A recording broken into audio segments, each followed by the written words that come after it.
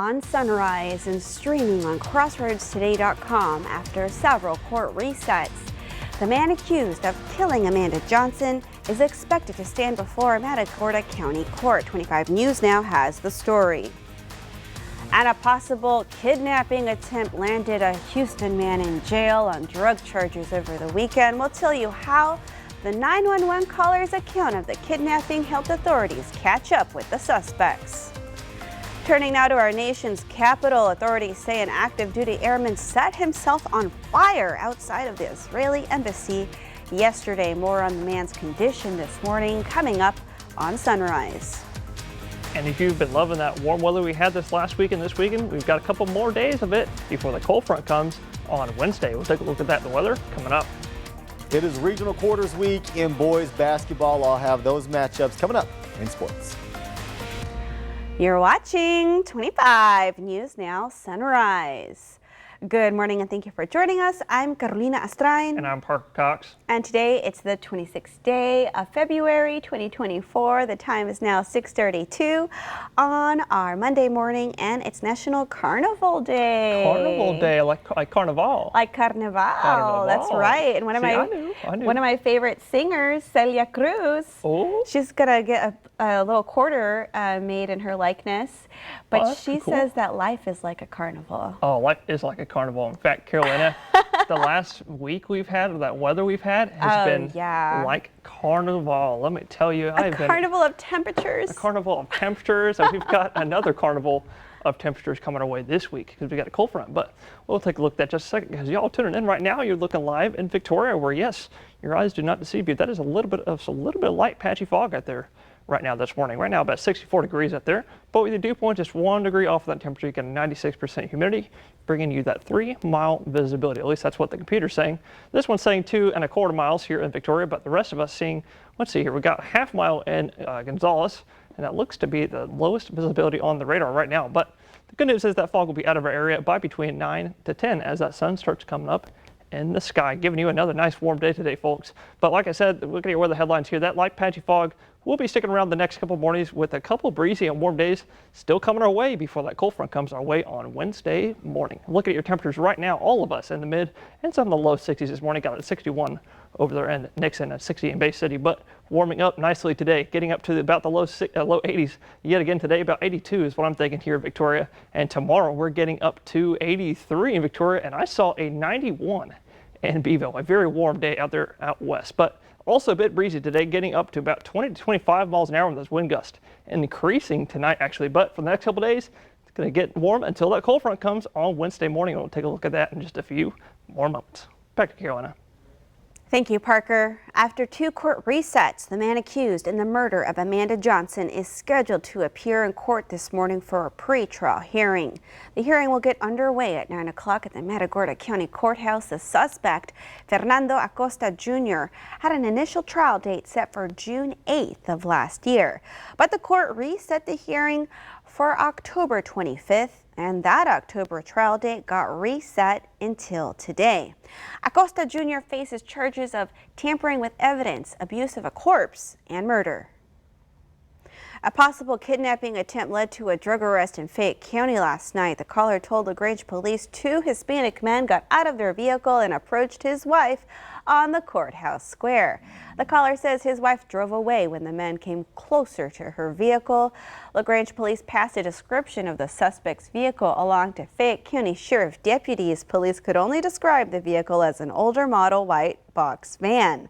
A deputy spotted the vehicle that matched the description and initiated a traffic stop on State Highway 71 near Mackinson Road.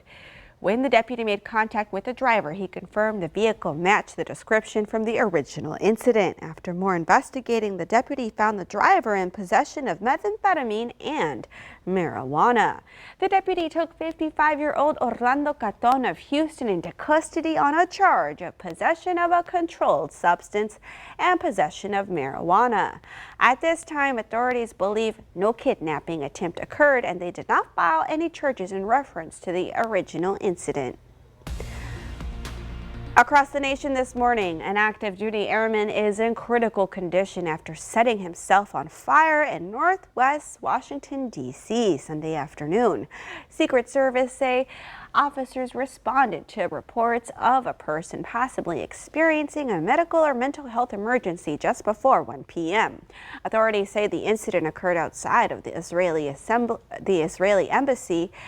First responders extinguished the fire and the man was taken to the hospital with critical injuries. Authorities say no embassy staff were hurt and they're said to be safe. An investigation is underway to determine exactly how the situation unfolded. Senate Majority Leader Chuck Schumer held a press conference Sunday morning after visiting Ukraine.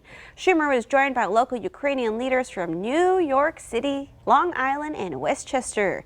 During the press conference, Senator Schumer urged Republican House Speaker Mike Johnson to put the Senate foreign aid package on the House floor. No official plans to push the aid's passage has emerged at this time, and Speaker Johnson has previously said he wouldn't be rushed into a decision. Today, the Supreme Court is hearing two cases that could determine the future of what we see on social media. The issue is whether states can limit how tech companies remove content on their platforms, a process some critics claim is censorship.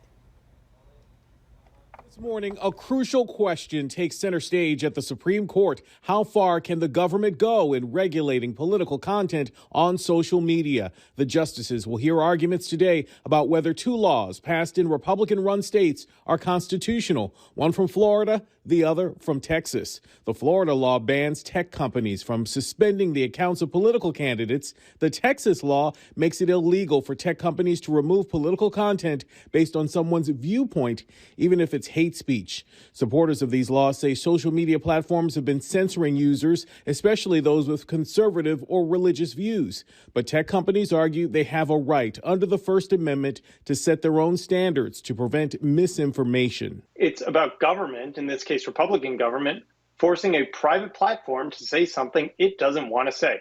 It will be like the government going into Chipotle and telling them that they have to serve hamburgers because people want hamburgers. Restaurants don't have an expressive right to exclude Black people or Jewish people from their restaurants because they want to make a point. Similarly, the platforms, which again are the Supreme Court has called our public square, can't exclude people they don't like to make some obscure and not quite clear expressive point. Both laws would allow tech companies to be sued for violations. The lawmakers in Florida and Texas say they're trying to regulate the business actions of tech companies, not their freedom of speech. This case could have far-reaching implications from what you see about the presidential election to even how spam is regulated. The justices are expected to issue a ruling by this summer. Derek Dennis, ABC News. Remember, subscribe to our YouTube channel, Crossroads Today. Hit the like button and click the notification bell. The time is now 6:39 on our Monday morning. Here's a look at what's coming up on 25 News Now Sunrise. The number of people ages 12 to 25 requiring prescriptions for depression or anxiety has significantly increased. I'm ABC's Perry Russom in Washington. As we mark 2 years since the Russian invasion, Ukraine is calling for military aid from the U.S. That story coming up. And also coming up after the break, take a look at your school bus forecast, followed by your weather and health forecast, and later on Sunrise, take another look at that cold front that's coming our way on a Wednesday.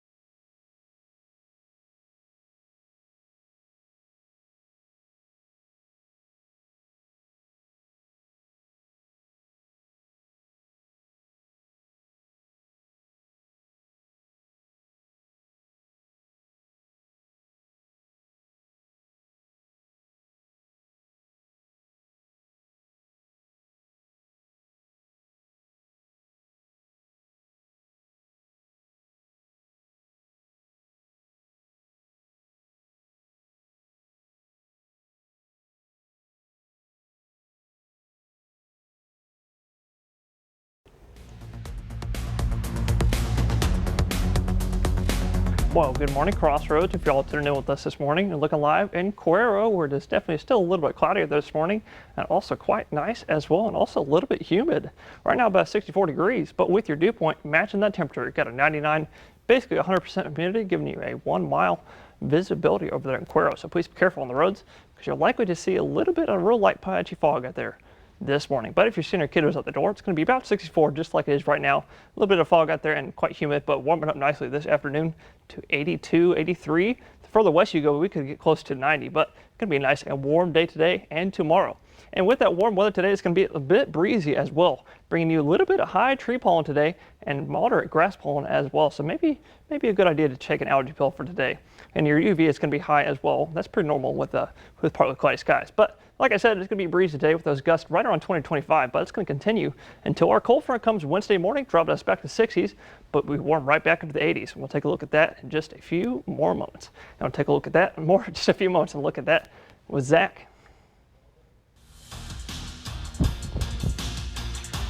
On to the regional quarter round we go in boys hoops, and we still have two teams going at it. We have the Edna Cowboys who get another crack at the Cole Cougars. Cole is who eliminated the Cowboys last year. Edna trying to get some revenge. Last year, head coach Moore called Cole the standard for South Texas basketball. Will they meet again? This game will be Tuesday, and it will be in Seguin. The other team, that being the Goliad Tigers, who get Santa Gertrudis this Tuesday as well. Santa Gertrudis, fresh off a dominant 20-point victory, the Tigers, they could have their work cut out for them, but Goliad coming into this one at 30-5 on the year, looking for win number 31.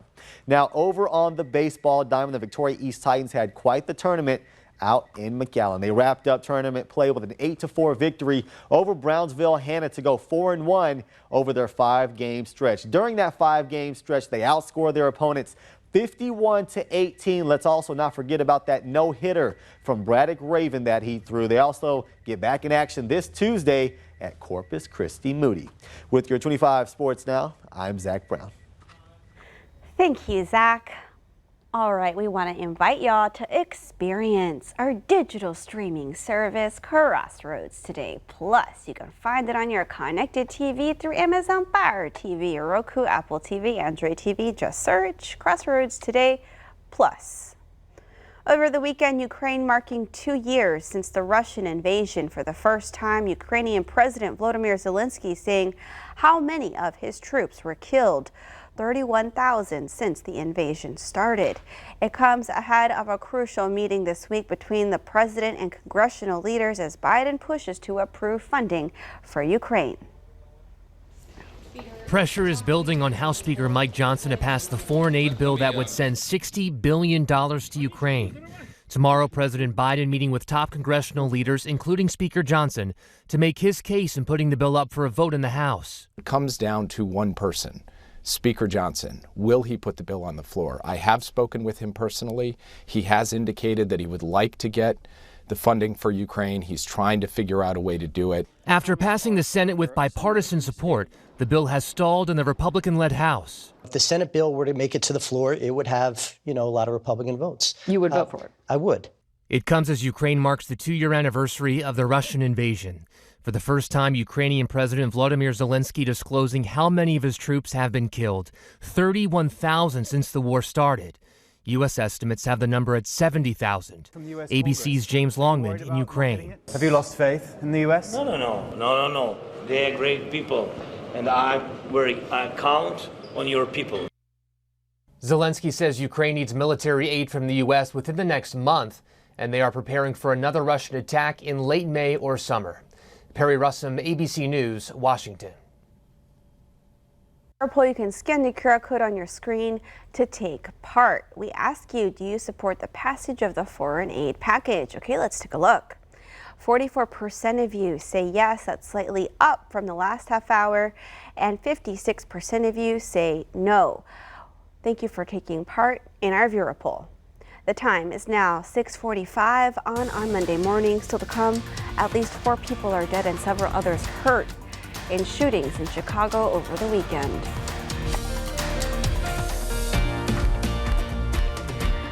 Okay, it's time to celebrate some birthdays. Happy birthday to Louis. Hope you have a great day. God bless you with many more. Love from all your family. Happy birthday, Louis. And happy birthday to Mr. Solis. Happy birthday, Dad. Hope you have a wonderful day today. Love your family. And happy birthday to Lena. Hope you have a great day. Love you lots from Gina, Carlos, and Julian. Happy birthday, Lena. And happy 6th birthday to Kason. We love you and hope you have a great birthday. Love Grandma Marcia and Grandpa Adam. Happy birthday to Angelina. Happy birthday to my beautiful granddaughter Angelina on your 12th birthday. Love, Grandma Betty. I love her hat. And it's celebrity birthdays today. Michael Bolton turned 71. Happy birthday, Michael. And to see your birthday wish live on 25 News Now Sunrise, come to crossroadstoday.com, click on the More, and under Home you see KVU to submit your birthday. And the time is now 6:47 on our Monday morning. Happy birthday if you're celebrating one today or maybe you did this weekend. Yes, happy birthday. Stay with us. We'll be right back.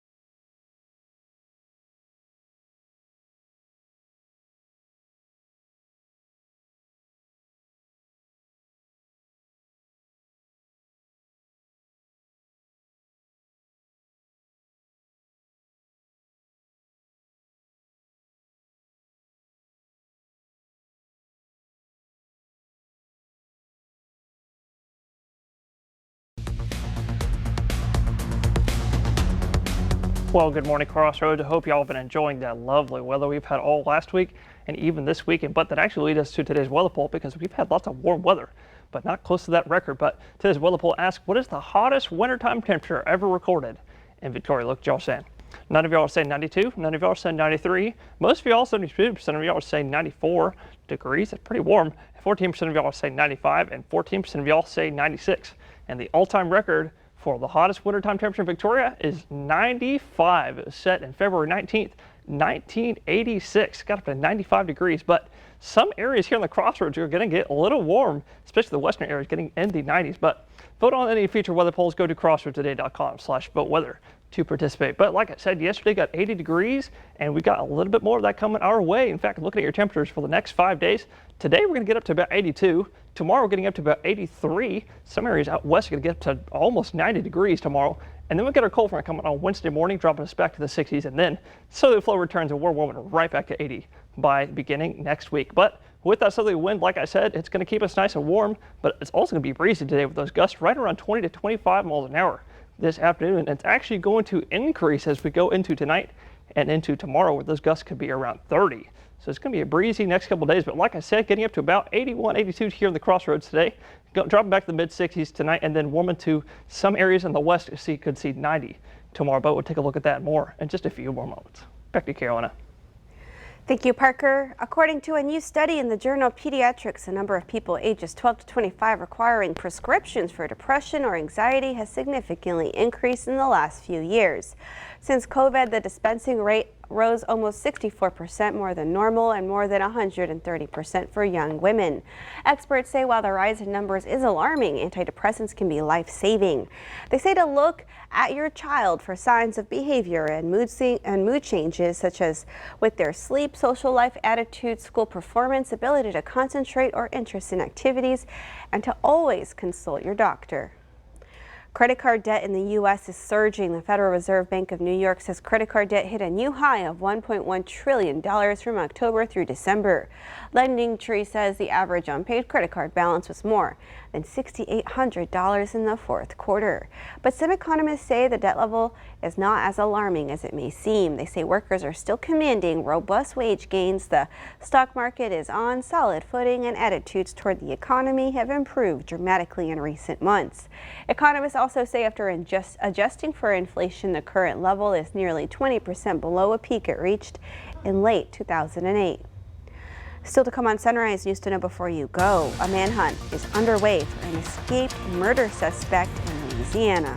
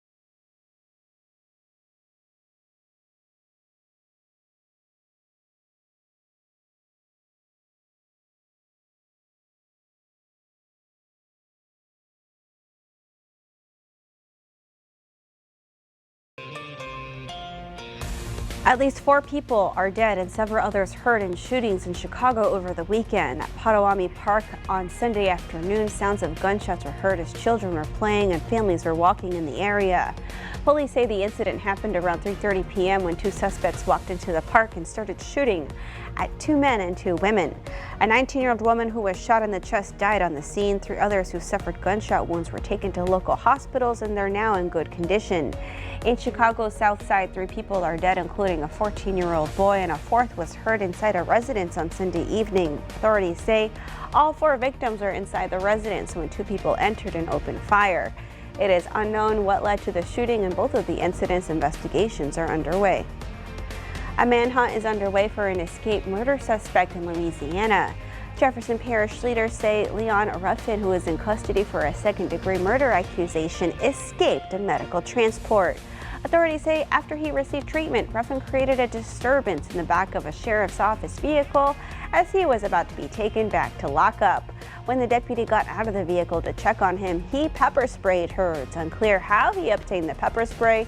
and the deputy was still in possession of the pepper spray as well as her stun gun and service weapon. The deputy fired 3 shots, but it is unknown if Ruffin was struck. Ruffin drove away in the police vehicle. The deputy was taken to the hospital and is said to be in good spirits. Ruffin's accused of fatally shooting his longtime friend in Avondale last July. More details are emerging about the death of an 18-year-old Campbellsville University student. Police say Josiah Kilman and Charles Escalera were both on the Campbellsville University wrestling team. The Taylor County coroner says Kilman was strangled. Police say they have arrested and charged 21-year-old Escalera with murder. Kilman was found unresponsive in his dorm room on Saturday and transferred to a local hospital where he was pronounced dead. Escalera was taken into custody after authorities received a call of a suspicious man inside of a barn.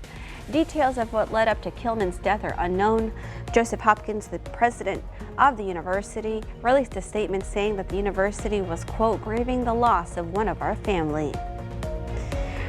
Early voting continues through March 1st. You can vote from 7 a.m. to 7 p.m. all days. You can vote at the Dr. Petty Dotson Public Health Center at 2805 North Navarro.